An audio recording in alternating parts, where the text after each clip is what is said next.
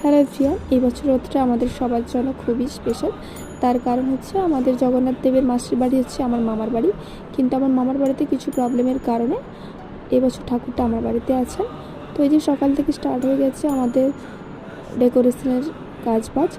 আর এই যে কুরিয়ার এলো, তারপর দেখতেই পাচ্ছ আমার বিল্লুটা বসে আছে ঢাক বাজছে, ওদের কোনোতেই আর ভয় লাগে না। তো এই যে আমি আর আমার দিদি ডেকোরেশন কমপ্লিট করলাম, তারপর স্নান টান সেরে চলে গেলাম ঠাকুর আনতে। তো আমাদের এখানকার ঠাকুরের একটা বিশেষত্ব হচ্ছে আমাদের ঠাকুর এত দূর ওর মাসির বাড়ি অবধি মাথায় করে আসে। তারপর আবার বাড়ি পৌঁছানোর পর মা ঠাকুরদেরকে বরণ করে নিল, যা যা রিচুয়ালস করার দরকার থাকে ওগুলো করে ঠাকুর আমাদের বাড়িতে ঢুকে গেল। এবার 9 দিন ঠাকুর থাকবে।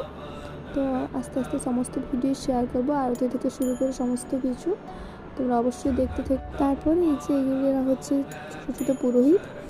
যাই, তারপর আমার আবারও একটা পার্সেল চলে এলো। আজকে ভিডিওটা এই পর্যন্ত, দেখা হচ্ছে নেক্সট একটা ভিডিওতে। ততক্ষণ সবাই ভালো থেকো, টাটা।